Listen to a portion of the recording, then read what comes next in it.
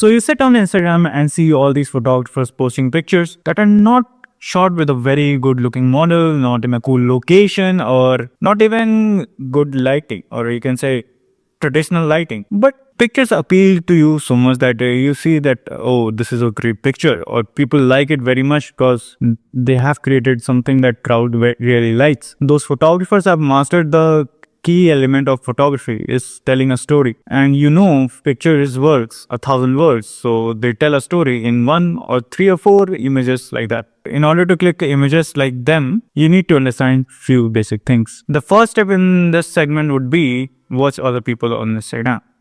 I'm not telling you to doom scroll, but watching other people's to take inspiration would be a great start for you. So you have to take bits and pieces from other artists and combine it with your own touch.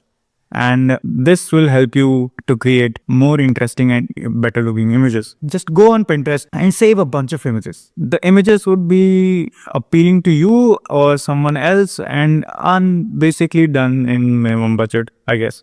Because if you're just starting out, you don't have that much budget. So find a location that somewhat sketchy and do your photo shoot. And if you go in the description below, I will try to mention some websites where I find inspiration from, and you can do that too. The next thing that you want to do is to learn some editing style.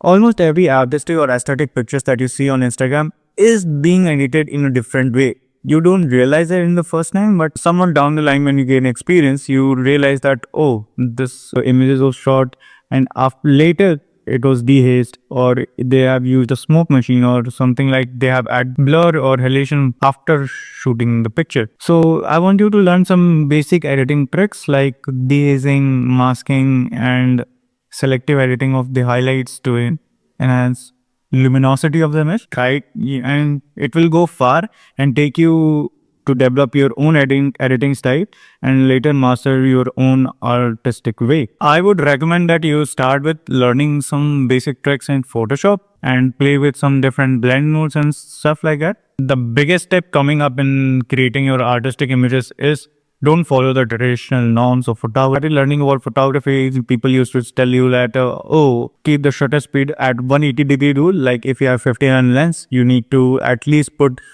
1/100 shooting at the lowest bokeh effect like f-stop, or the ISO should be minimum, or ISO should be zoom. Just forget everything.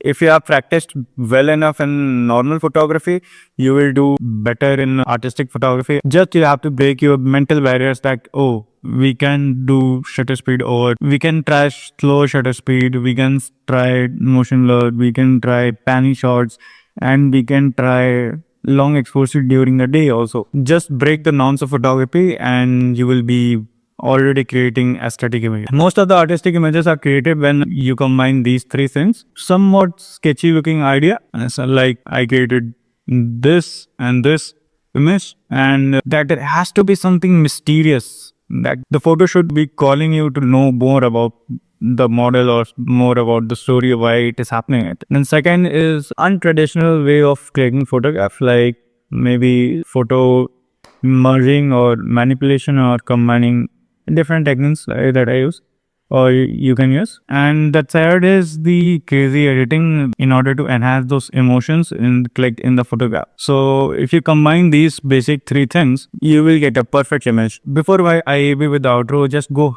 have fun with your friends. Take some of your friends, like 3 to 4 friends, go out in the night where everything is starting to settle down, and click a bunch of images that you don't mind posting. Just have fun. And when you are with the boys, you always have fun, right? So that is the main crux of creating good looking as aesthetic or artistic images. So this is the video for this week, and I will see you in the next week. So